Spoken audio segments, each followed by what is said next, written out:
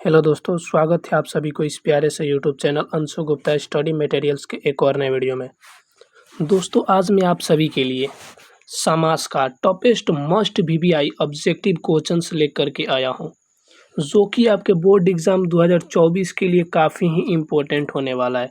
चाहे आप class 10th में हो या क्लास 12th में हो, दोनों ही बिहार बोर्ड के एग्ज़ाम में समास से 4 या 5 मार्क्स का ऑब्जेक्टिव क्वेश्चन ज़रूर पूछा जाता है और समास को पहचानना बिल्कुल आसान होता है। तो चलिए, समय को बिना बर्बाद किए हुए चलते हैं अपने क्वेश्चनों की तरफ और देखते हैं कि हमारे 25 मस्ट वीवीआई ऑब्जेक्टिव क्वेश्चन जो हैं वो कौन-कौन से हैं, जो बार-बार आपके बोर्ड एग्ज़ाम में पूछे जाते हैं। तो चलिए, अब चलते हैं अपने क्वेश्चनों की तरफ और देखते हैं कि हमारे क्वेश्चंस क्या हैं। इससे पहले आपसे एक छोटा-सा रिक्वेस्ट है कि अगर आप चैनल पर नए हो तो प्लीज़ चैनल को लाइक और सब्सक्राइब ज़रूर करें और अपने दोस्तों के पास ज़्यादा से ज़्यादा मात्रा में भेजें, ताकि आपके साथ-साथ आपके दोस्त भी आपके अपने बोर्ड एग्ज़ाम 2024 में अच्छा मार्क्स ग्रहण कर सकें। तो चलिए दोस्तों, अब चलते हैं अपने क्वेश्चनों की तरफ और देखते हैं अपने क्वेश्चनों को कि क्वेश्चन क्या है। आप सभी को स्क्रीन पर क्वेश्चन दिख रहा है, जो कि मोस्ट इम्पोर्टेंट क्वेश्चन है। दिया हुआ है कि त्रिफला किस समास का उदाहरण है। पूछ किस में रहा है? त्रिफला में। तो जब भी अगर संख्या का बोध हो जाए तो आप सभी को मालूम होना चाहिए कि संख्या का जो बोध होता है वो द्विगु समास से होता है। तो त्रिफला में प्रथम शब्द आप लोग देखिए, यहाँ पर त्रि दिया हुआ है। त्रि मतलब क्या होता है? 3 होता है, और 3 क्या है? एक संख्या है। और आप सभी को पता है कि जब भी संख्या होगा तो वो द्विगु समास होगा, यानी कि ऑप्शन जो बी होगा इसके फेवर में बिल्कुल ही करेक्ट आंसर हो जाएगा। चलेंगे फिर अगले क्वेश्चंस की तरफ और अगला क्वेश्चन देखेंगे क्या है। दिया है कि विद्यार्थी किस समास का उदाहरण है। विद्यार्थी किसको बोलते हैं? तो विद्या को जो ग्रहण करता है उसी को क्या बोलते हैं? विद्यार्थी। तो आप सभी को मालूम होना चाहिए कि जब भी कभी कारक चिन्ह दिख जाए तो कारक चिन्ह उसमें होता है जो तत्पुरुष में होगा, ठीक। तो यहाँ पर को क्या है? एक कारक चिन्ह है। तो कारक चिन्ह जब भी दिखेगा तो तत्पुरुष समास हो जाएगा। सो इस क्वेश्चन के लिए ऑप्शन जो ए होगा बिल्कुल ही करेक्ट आंसर हो जाएगा। आप लोग वीडियो के अंत तक जरूर बने रहिएगा और मोस्ट इंपॉर्टेंट क्वेश्चन मैं ये करा रहा हूँ। इससे बाहर समाज के क्वेश्चन आपके बोर्ड एग्जाम में नहीं पूछे जाते हैं। इसी सब क्वेश्चन को बार बार रिपीट किया जाता है। सो आप लोग अभी भी अगर लाइक नहीं किए हैं तो प्लीज़ लाइक कीजिए इतने मेहनत के लिए। चलिए चलते हैं अगले क्वेश्चन की तरफ। अगला क्वेश्चन है कि सुपुरुष किस समास का उदाहरण है। तो सुपुरुष का प्रथम शब्द देखिए, यहाँ पर क्या दिया है? सु। और सु आप सभी को पता होगा कि क्या होता है? सु एक उपसर्ग होता है, और जब भी प्रथम पद उपसर्ग मिले तो उसमें अव्ययी भाव समास होता है, यानी कि ऑप्शन जो सी होगा इसके लिए बिल्कुल ही करेक्ट होगा। अभी तक आप लोगों को मैंने 3 बात बताया। अगर संख्या का बोध हो जाए तो उसमें हो जाता है द्विगु समास। उसके बाद अगर कारक चिन्ह आ जाए तो उसमें हो जाता है तत्पुरुष समास। और उसके बाद अगर प्रथम पद उपसर्ग के रूप में आ जाए तो उसमें हो जाता है अव्ययी भाव समास। इस तीनों बात को आप लोग याद कर लीजिएगा। वैसे देखें तो समास मुख्य रूप से 6 प्रकार के होते हैं, लेकिन हम लोगों को अभी 7 प्रकार का समास पढ़ना है। अगला क्वेश्चन आप सभी को देख रहे हैं, लंबोदर किस समास का उदाहरण है। लंबोदर किसको बोलते हैं? गणेश भगवान को बोला जाता है लंबोदर। लंबा हो उदर जिसका, यानी कि जिसका पेट लंबा हो। तो जब भी अगर कोई शब्द बोला जाए और अन्य चीज़ का बोध हो जाए तो उसमें आप सभी को मालूम होगा कि वो बहुव्रीहि समास हो जाता है, ठीक। तो देखिए, यहाँ पर लंबोदर कहा गया, लेकिन बोध किनका हो जा रहा है? गणेश जी का। तो विशेष व्यक्ति का बोध हो गया, यानी कि बहुव्रीहि समास हो जाएगा। ऑप्शन जो सी होगा इसके लिए बिल्कुल ही करेक्ट आंसर होगा। अगला क्वेश्चन की तरफ चलेंगे तो अगला क्वेश्चन है कि दसमुख किस समास का उदाहरण है।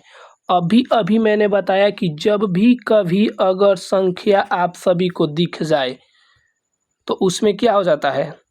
तत्पुरुष समास हो जाता है, सॉरी द्विगु समास होता है। लेकिन यहाँ पर द्विगु समास नहीं होगा, क्योंकि 10 मुख यानी जिसका 10 मुख हो तो उसको क्या बोलते हैं? रावण बोलते हैं। तो 10 मुख कहने से किसी विशेष का बोध हो गया। सो विशेष का बोध होने पर बहुव्रीहि समास हो जाता है, यानी कि ऑप्शन जो बी होगा इसके लिए बिल्कुल ही करेक्ट आंसर होगा। अगले क्वेश्चंस की तरफ चलेंगे तो अगला क्वेश्चन मोस्ट इम्पोर्टेंट क्वेश्चन है, जो कि आप सभी के बोर्ड एग्जाम के दृष्टि से काफ़ी इम्पोर्टेंट है। इस तरह के एक क्वेश्चन जरूर पूछे जाते हैं कि अध्यापक और अध्यापिका की समास का उदाहरण है। तो देखिए, जब भी अगर समास पहचानना हो और दो पदों के बीच में ऐसा चिन्ह मिल जाए जिसको योजक चिन्ह बोला जाता है, ठीक, तो इस तरह का योजक चिन्ह जब भी मिलेगा तो उसमें हमेशा द्वंद्व समास हो जाएगा। तो आप देख सकते हैं यहाँ पर कि अध्यापक और अध्यापिका में योजक चिन्ह दिया हुआ है। सो ऑप्शन डी जो होगा इसके लिए बिल्कुल ही करेक्ट आंसर होगा। चलेंगे अगले क्वेश्चंस की तरफ। तो अगला क्वेश्चन है कि पॉकेट मार किस समास का उदाहरण है। तो पॉकेट मार किसको बोला जाता है, जो पॉकेट को मारता हो, यानी कि पॉकेट जो चोरी करता है। तो को क्या हो गया, एक कारक चिन्ह हो गया। और आप सभी को पता होगा कि जब भी कारक चिन्ह आएगा तो तत्पुरुष समास को दे करके जाएगा, यानी कि ऑप्शन जो डी होगा इसके लिए बिल्कुल ही करेक्ट आंसर होगा। चलेंगे अगले क्वेश्चंस की तरफ। अगला क्वेश्चन पाप पुण्य। देखिए यहाँ पर दो पदों के बीच योजक चिन्ह आ गया, यानी कि द्वंद्व समास हो जाएगा। ऑप्शन जो सी होगा बिल्कुल करेक्ट हो जाएगा। याद रख लीजिएगा, ये रामबाण ट्रिक है कि जब भी योजक चिन्ह दिख जाए तो द्वंद्व समास बिल्कुल फिक्स है। अगले क्वेश्चंस की तरफ चलेंगे तो अगला क्वेश्चन है, आप सभी को दिख रहा होगा कि महात्मा किस समास का उदाहरण है। तो महात्मा जो हो जाएगा वो कर्मधारय समास का उदाहरण हो जाएगा, क्योंकि कर्मधारय समास का जो प्रथम पद होता है ना, वो महा होता है या भी किसी रंग के नाम का भी हो सकता है। तो कर्मधारय समास में प्रथम पद क्या होता है, या तो महा होगा या फिर किसी रंग का नाम का होगा। तो देख सकते हैं कि महात्मा में प्रथम पद महा है, सो कर्मधारय समास हो जाएगा। ऑप्शन जो ए होगा इसके लिए बिल्कुल ही करेक्ट आंसर हो जाएगा। अब देखिए यहाँ पर मुख्य दर्शन दोनों के बीच में योजक चिन्ह दिख गया, तो बिना सोचे समझे द्वंद्व समास टिक कीजिए और सही होगा। अगला क्वेश्चन भी ठीक उसी तरह से कि ऋषि मुनि के बीच आप देख सकते हैं योजक चिन्ह दिया गया, योजक चिन्ह द्वंद्व समास को दे करके जाएगा। ऑप्शन सी हो जाएगा इसके फेवर में। अब देखिए इसमें सोचना पड़ेगा, कन्यादान। तो कन्या का दान कन्यादान कहलाता है, तो इसमें क्या आ गया, कारक चिन्ह आ गया। और कारक चिन्ह आ गया तो जाहिर सी बात है कि तत्पुरुष समास होगा ही होगा, यानी कि ऑप्शन जो बी होगा इसके लिए बिल्कुल ही करेक्ट आंसर होगा। चलेंगे फिर अगले क्वेश्चंस की तरफ। तो अगला क्वेश्चन है कि सप्तर्षि की समास का उदाहरण है। सप्तर्षि यानी कि सप्त से क्या होता है, सात, यानी कि सात क्या है, एक संख्या है। और संख्या का बोध होगा तो द्विगु समास होगा। सो ऑप्शन जो सी होगा इसके लिए बिल्कुल ही करेक्ट आंसर होगा। चलेंगे फिर अगले क्वेश्चंस की तरफ। तो अगला क्वेश्चन है कि पीताम्बर की समास का उदाहरण है। तो पीताम्बर से किसी विशेष चीज़ का बोध हो जाता है। तो विशेष बोध होगा तो बहुव्रीहि हो जाएगा, यानी कि ऑप्शन जो डी होगा इसके लिए बिल्कुल ही करेक्ट आंसर होगा। ये क्वेश्चन काफ़ी सिलेक्टेड क्वेश्चन है जो कि आपके बोर्ड एग्जाम में बार बार पूछे जाते हैं। तो आप लोग प्लीज़ वीडियो को लाइक कीजिए और दोस्तों के पास ज़्यादा से ज़्यादा मात्रा में शेयर भी कीजिए। क्वेश्चन है कि तत्पुरुष समास कौन है।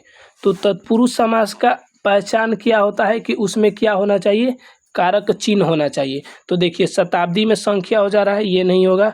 चौमासा में भी संख्या हो जा रहा है, ये भी नहीं होगा। भाई बहन के बीच में योजक चिन्ह आ गया तो द्वंद्व समास होगा, यानी कि हमारे पास फाइनली एक ही ऑप्शन बच गया जो कि पद प्राप्त है। ऑप्शन जो डी होगा वो तत्पुरुष समास हो जाएगा। देख लीजिए, पद को प्राप्त करने वाला पद प्राप्त कहलाता है, तो को क्या हो गया, कारक चिन्ह, और कारक चिन्ह तत्पुरुष समास। सो ऑप्शन डी इसके लिए करेक्ट होगा। चलेंगे अगला क्वेश्चन देखेंगे कि दशानन। दशानन कहने से बोध हो जाता है रावण का, और बात हुआ किसी दूसरे का और बोध हो गया किसी दूसरे का, तो बहुव्रीहि समास हो जाएगा। फिर चलेंगे अगले क्वेश्चंस की तरफ। तो अगला क्वेश्चन भी कुछ उसी तरह का है। गजानन कहने से किन का बोध होता आता है, गणेश भगवान का। तो गजानन बात हुआ दूसरे के और वत गया बात दूसरे में। सो ऑप्शन जो ए होगा इसके लिए बिल्कुल करेक्ट हो जाएगा, बहुव्रीहि समास। अब देखिए यहाँ पर दिया गया कि द्वंद्व समास है, तो द्वंद्व समास के बीच में क्या होता है, योजक चिन्ह होता है। फाइनली एक ही ऑप्शन दिख रहा है द्वंद्व समास। ऑप्शन सी दिन और रात के बीच में यहाँ पर योजक चिन्ह दिया हुआ है। सो ऑप्शन जो सी होगा इसके लिए करेक्ट हो जाएगा। अब देखिए राजपुत्र में कौन सा समास है। राजपुत्र किसे बोलते हैं, राजा के पुत्र को राजपुत्र बोलते हैं। तो के क्या होता है, कारक के चिन्ह होता है। तो कारक का चिन्ह जब होगा तो ऑप्शन बी हो जाएगा तत्पुरुष समास। अब फिर चलेंगे अगले क्वेश्चन की तरफ। तो अगला क्वेश्चन दिख ही रहा होगा जन्म मरण दोनों के बीच में क्या आ गया, योजक चिन्ह। और आप सभी को पता होगा कि जब भी योजक चिन्ह दिखेगा तो उसमें द्वंद्व समास हो जाता है, यानी कि ऑप्शन जो ए होगा इसके लिए बिल्कुल ही करेक्ट आंसर होगा। चलेंगे फिर अगले क्वेश्चन की तरफ, और अगला क्वेश्चन आप सभी को दिख रहा होगा कि शताब्दी यानी कि 100 वर्षों का होता है। तो 100 क्या है, एक संख्या है, और आप सभी को पता होगा कि 100 जो होता है वो संख्या है, तो संख्या में हमेशा द्विगु समास ही होगा, यानी कि ऑप्शन जो बी होगा इसके लिए करेक्ट आंसर होगा। अब देखिए प्रतिमान, तो प्रतिमान में पहला शब्द प्रति है, और प्रति एक क्या है, सॉरी, प्रतिमान में यहाँ पर अव्ययी भाव समास होगा, जो कि आपके यहाँ पर ऑप्शन में नहीं दिया गया है, ठीक, क्योंकि प्रतिमान में प्रति उपसर्ग है और उपसर्ग अव्ययी भाव समास में होता है। अब अगला है क्वेश्चन की चतुर्भुज में कौन सा समास है। तो चतुर्भुज, चतुर्भुज क्या होता है, 4 भुजाओं से मिलकर बना होता है। तो 4 क्या होता है, संख्या होता है, तो संख्या हो गया, यानी कि द्विगु भी हो गया, सो ऑप्शन जो डी होगा इसके लिए करेक्ट हो जाएगा। चलेंगे अगले क्वेश्चन की तरफ, तो अगला क्वेश्चन भी उसी तरह से कामचोर किस समास का उदाहरण है। तो कामचोर किसे बोलते हैं, जो काम से चोरी करता है उसे कामचोर कहते हैं। तो उससे क्या है, कारक चिन्ह है, और कारक चिन्ह आप सभी को पता होगा कि तत्पुरुष समास होगा, यानी कि ऑप्शन जो बी होगा करेक्ट होगा। अगला क्वेश्चन और लास्ट क्वेश्चन इस वीडियो का, त्रिभुवन की समास का उदाहरण है। तो त्रिभुवन में एक शब्द है त्रि, तो त्रि मतलब क्या होता है, 3, और 3 एक संख्या है, तो संख्या हो गया तो द्विगु समास हो जाएगा, यानी कि ऑप्शन जो ए होगा बिल्कुल ही करेक्ट हो जाएगा। दोस्तों उम्मीद है कि वीडियो अच्छा लगा होगा। अगर वीडियो अच्छा लगा होगा तो लाइक शेयर सब्सक्राइब जरूर कीजिएगा, अन्यथा डिसलाइक तो ज़रूर कीजिएगा, क्योंकि ये मेहनत है। अब मिलते हैं नेक्स्ट वीडियो में, तब तक के लिए बाय, जय हिंद, बेस्ट ऑफ लक।